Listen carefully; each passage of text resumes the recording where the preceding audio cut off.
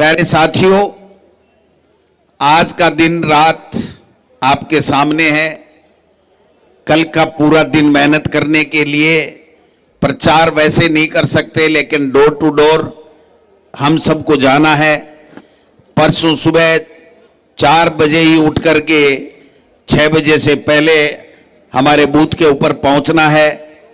ज़्यादा से ज़्यादा लोगों को जल्दी से जल्दी ला करके मतदाताओं के लाइन में खड़ा करना है और 6 बजे तक या 6 बजे के बाद में भी अगर पोलिंग स्टेशन में हमारे अगर कोई मतदाता रह गया हो तो जब तक उसका वोट नहीं पड़ जाता, और वोट पड़ने के बाद में जो एजेंट हमारे बैठे हैं वो उन मशीनों की तब तक रुखाली करेंगे जब तक उनको सील बंद आपके सामने नहीं कर दिया जाए।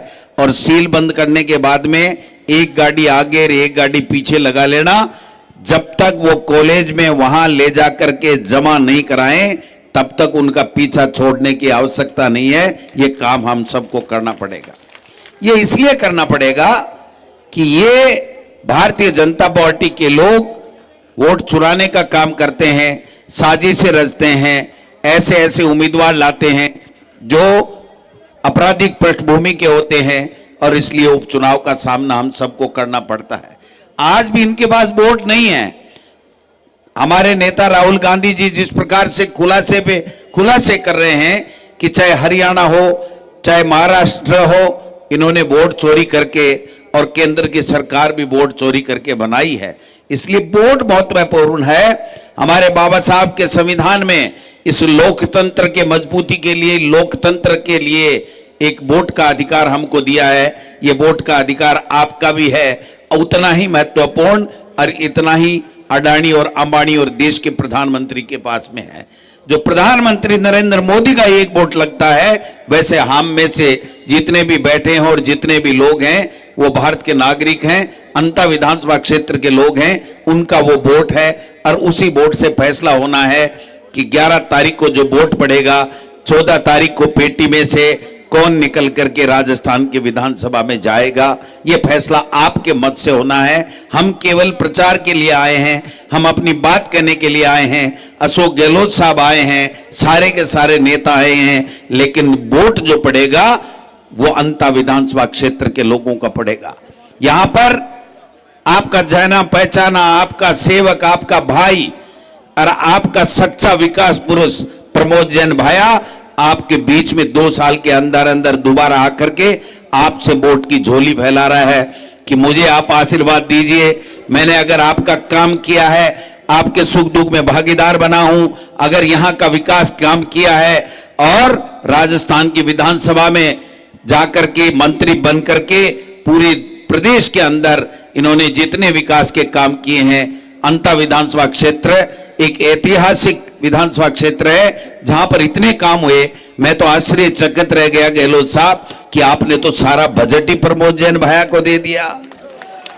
जब हम कहते थे कि धारीवाल साहब को सारा बजट ले गए, हमें थोड़ी तकलीफ होती थी, तो धारीवाल साहब कहते थे मैंने तो यूआईटी से और कोटा से पैसा इकट्ठा करके और यहां पर कोटा को चमन बनाने का काम किया है। लेकिन 36 बिरादरी के लिए प्रमोद जैन भाया ने आपसे जितना पैसा ला सकते थे उतना ला करके इस विधानसभा क्षेत्र का आपका विकास काम कराया है। अब आपको देखना है कि 2 साल के अंदर वो जो क्या नाम है उनका, कंवरलाल जी मीणा साहब, वो कभी आए? ये महारानी साहिबा जी आज घूम रही हैं, कभी आई आपके सुख दुख में भागीदार बनी? एमपी साहब कभी आए? ये सुमन सामंत जी क्या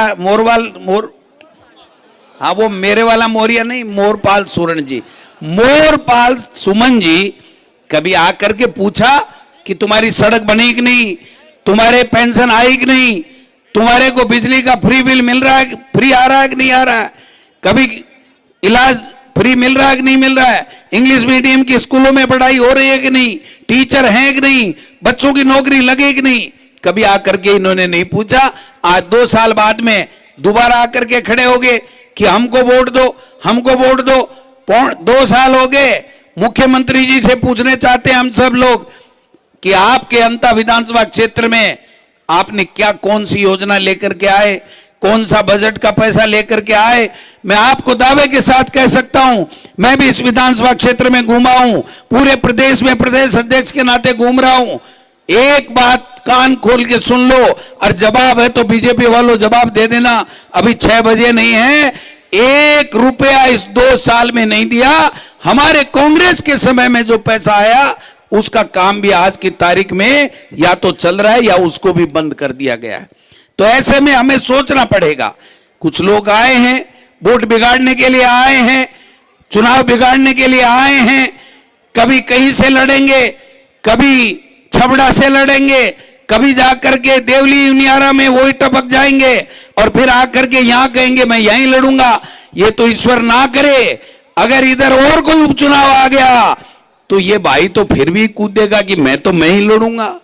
दोनों पार्टियों को कि जब तक मुझे विधायक नहीं बनाओगे मैं किसी को चुनाव नहीं लड़ने दूंगा। कभी कहते हैं कि 3 पीढ़ी प्रमोद जैन भाई की चुनाव नहीं लड़ पाएगी, कभी कहते हैं डोटासरा चुनाव प्रचार नहीं करेगा, कभी कहते हैं अशोक गहलोत ने यह कर दिया। मैं पूछना चाहता हूं, यह लोकतंत्र है, आपको चुनाव लड़ने का अधिकार है, आपको धमकाने का अधिकार नहीं है। यह कानून का राज है, धमका के आप कोई काम नहीं कर सकते हो। मैं मीणा समाज से एक अपील करना चाहता हूं। मीणा समाज हमेशा कांग्रेस की रीढ़ की हड्डी रहा है और हमेशा से उसने कांग्रेस को मदद करने का काम दिया है।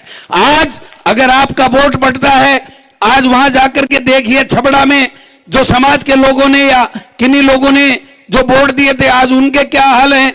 कल देवली उनियारा में वोट दिए थे उनके क्या हाल हैं। मैं लिख के दे सकता हूं कि इस चुनाव के बाद में, रिजल्ट के बाद में, उसके बाद में ये निर्दलीय प्रत्याशी अगर आपकी तरफ झांक भी ले तो मुझे बता देना कि गोविंद डोटासरा आप क्या कह रहे थे, क्योंकि इनका इतिहास है। न दोबारा छबड़ा में गए, न देवली उनियारा में गए, तो नए अंता में आने वाले हैं। ये धमका के बहुत दिन हो लिया, कोई नहीं धमकता है, कानून का राज है। आपको चिंता करने की आवश्यकता नहीं है, डरने की आवश्यकता नहीं है। मैंने पहले भी कहा था कि प्रमोद जैन भैया चुनाव लड़ेगा, आपका आशीर्वाद देकर के आप चुनाव जिताइए, डरने की कोई आवश्यकता नहीं है। हमने यही चुनाव किया। ये अशोक चांदना मेरा छोटा भाई, ये बब्बर शेर है, इसने जिस प्रकार से यहां पर चुनाव प्रचार किया है सबने देखा है। हम भाईचारे में विश्वास रखते हैं, हम 36 कौम को साथ लेकर के चलते हैं। हम इस तरीके से, हमको वो आटे को गोलियों आगे जो खाद जैसी है, कोई तमाशा है, कोई बात है।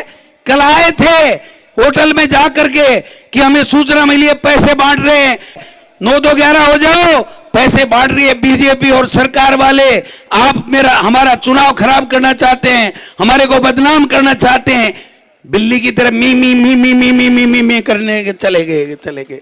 इसलिए चिंता करने की आवश्यकता नहीं है। हमारा नेतृत्व मजबूत है, हमारे पास अच्छी योजनाएं, एक से एक बढ़कर के योजनाएं अशोक गहलोत साहब ने 5 साल में दी, काम देने में कोई कमी नहीं छोड़ी।